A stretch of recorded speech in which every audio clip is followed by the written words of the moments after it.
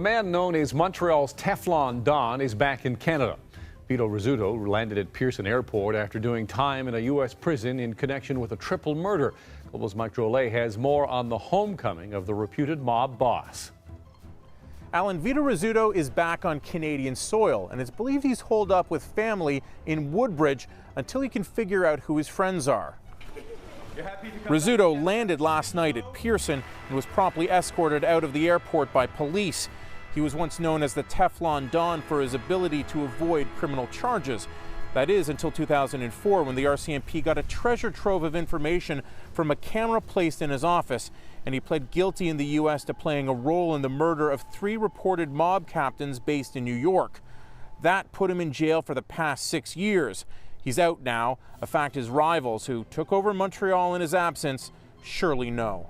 What he has to really worry about is whether he'll be killed and how can he sweet talk. He's a smart guy, but how can he sweet talk his way out of this? I mean, he's become a major liability for the mafia in Montreal. Let's put it this way. In the mafia, retirement is not an option, and revenge doesn't have a statute of limitation. So imagine a Pandora box. That is Quebec and Canada now. Anything can happen.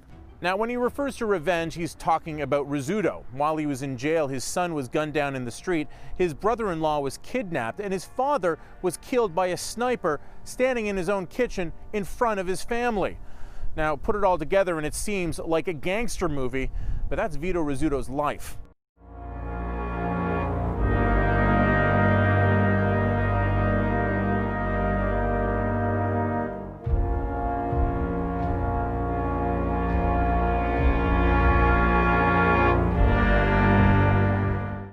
Good evening. It's a killing that's shaken Montreal's underworld. A man known as the godfather of the city's mafia is dead. 86-year-old Nicola Rizzuto was murdered in his Cartierville home in North End last night. Stéphane Giroux has more on the death and its possible consequences.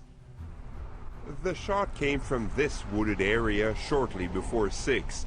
A bullet pierced the solarium, then the patio door. It hit Nicola Rizzuto as he prepared dinner with his wife and daughter. He was rushed to hospital and was later pronounced dead. His wife and daughter were treated for shock. Police and media soon closed down Antoine Berthollet Street in Cartierville, where several mobsters live. Many friends and relatives came to support the patriarch's family, but they remained silent. At age 86, Nicola Rizzuto had become a sort of local celebrity, with his old fedora and constant smile for the media. He was born in a house behind this church in Cattolica Eraclea in Sicily, and immigrated to Montreal with his wife and children in 1954. He quickly climbed the organized crime ladder in the 1970s. The Rizzutos moved to Venezuela and built a drug empire which supplied cocaine and heroin to North America. But in 1978, the Montreal leader, Paolo Violi, was shot dead. The Rizzutos moved back to Montreal, and the patriarch would pass on the reins to his son Vito, with the blessing of the 5 New York crime families. The Rizzutos would reign for 3 decades. But in 2004, the FBI had Vito arrested and deported to the United States for his role in a mob hit in New York in 1981. Nicola would come out of retirement to take over his son's business. His headquarters was the Café Consenza in St. Leonard. Hidden microphones and cameras from police would catch the godfather stuffing stacks of money in his pockets and socks. A police crackdown in 2006 led to massive arrests. It also marked the explosion of a power struggle to take over the mob. Family members were killed or kidnapped, never to be seen again. Other mobsters began living in fear. Yesterday's murder pretty much sealed the fate of the 30-year reign of the Rizzuto clan. He was the last one alive. In Montreal there is no war. The victims are all on one side. What puzzles police is the way Rizzuto was killed, which goes against the so-called code of honor. They did it inside his house and in front of family. Normally they have a code of honors that they will do those kind of crimes without involving the family's members. But mob experts suspect the old traditions of honor and respect no longer matter in the mafia. For them to kill someone that old is sending a very potent message to everyone in that family that they're finished. If it is an internal power struggle, the new emerging faces aren't known yet. We've had 3-4 members of the Rizzuto clan gunned down or put away, and we don't know by whom. We don't even have a name. We don't even have a suspect.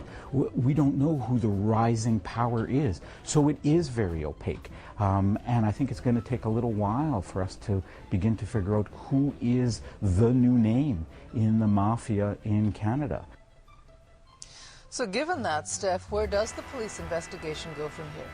While investigating the murder will not be easy. As you know, the mafia isn't exactly keen on cooperating with police. They usually like to settle their scores in a much different way. Now, there are plenty of video cameras around the Rizzuto home. I saw them myself. Whether the family will agree to turn over the tapes to the police is quite another matter. That's why they're asking for the public's participation. But what police are more interested in right now is, just like Julian said a few minutes ago, is who are the new leaders? Who is so ambitious and so powerful to have the courage to actually go out and wipe out an entire clan that's been dominating the Montreal mafia scene for so long without the permission from the New York gang? That is the main concern by police, because so far no names are emerging other than the theory that these are younger members of the mafia eager to make their mark, but who might be tired of waiting for the old guard to move on. Okay, thank you very much, Steph. Stéphane Giroux on the latest in the murder of Nick Rizzuto. So is this the end of the Rizzuto crime family in Montreal? They have suffered a series of blows. Nicola, or Nick Rizzuto, as he was known as, was the don of the family. He became the boss in 1978 after the murder of mafia leader Paolo Violi. Then Nick's son Vito took over the reins in the 1990s. Vito Rizzuto, currently in jail in Colorado, scheduled to be released in 2012. Agostino Contreras was a top lieutenant in the family. He was murdered along with his bodyguard last summer. And then there's Paulo Renda, another top member of the Rizzuto clan. He was kidnapped and has been missing since last May. Finally, Nick Rizzuto Jr., the son of Vito, grandson of Nicolo. He was never convicted of any crime related to the family. He was murdered in NDG in December of 2009.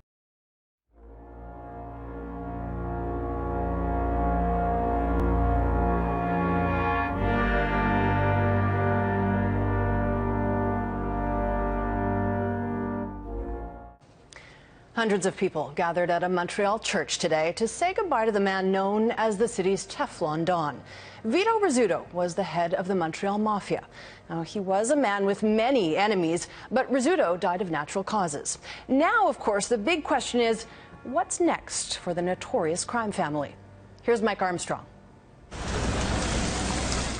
For police, a funeral like this one is an opportunity, a chance to see who shows up and perhaps determine allies in the criminal underworld. But for the family of Vito Rizzuto, this was still the burial of someone they cared for. One of the floral arrangements had the word nonno, grandfather in Italian, decorated with golf clubs, one of Rizzuto's hobbies. The sidewalks today were packed with the curious and media, the cameras at times too close for some in attendance.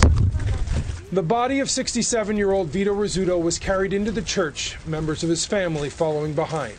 Many have been here for this reason before. The funerals for Rizzuto's father and son were both held in the same church. Both were murdered.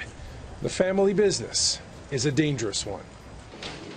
One of the few times Rizzuto was in front of cameras was for a drunk driving charge in 2003. He wasn't a very public figure, but he was known as the head of the Montreal Mafia. In 2007, he pleaded guilty to taking part in a murder in New York City and served his sentence in the U.S. His organization was decimated while he was away. His father and son were killed. His brother-in-law disappeared. When he was released 14 months ago, most predicted retirement, not retribution. Instead, there was bloodshed. Several figures believed to be Rizzuto challengers were killed, and Rizzuto ended up once again on top. But his death last week in hospital from cancer caught many off guard. His illness was a closely kept secret. Now, did Rizzuto groom a successor? Not likely, says this organized crime expert. Did he had time to put someone in charge, I doubt it. I doubt it. He went too fast. There is a chance Rizzuto's successor was in attendance today. Many observers have predicted his younger son may take over the business. But many are predicting tumultuous times for organized crime in Montreal and more bloodshed as contenders try to fill the massive void Rizzuto leaves behind. Mike Armstrong, Global News, Montreal.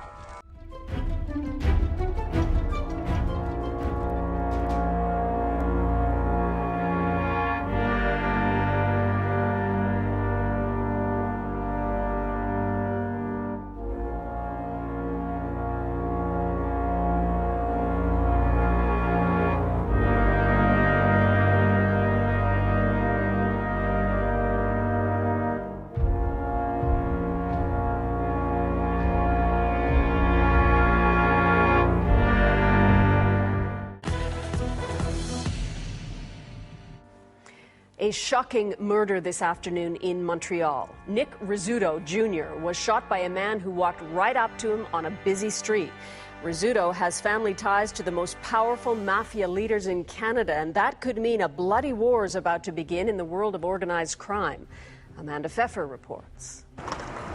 Pylons show where bullet casings fell, fired from a gun less than a meter from the victim. A murder at close range in broad daylight.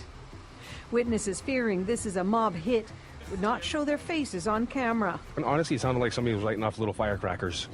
So, and like I said, it was 4 shots and then maybe a 2-second pause and then 2 more shots. And he got shot, was touched at least once to the upper body, and he fell on the sidewalk. So we had several calls at 911, and when we arrived, he was still lying down. Some CPR was attempted. He died in hospital. CBC News sources identify him as Nick Rizzuto Jr., named after his grandfather, Nick Rizzuto, who is a known mafioso.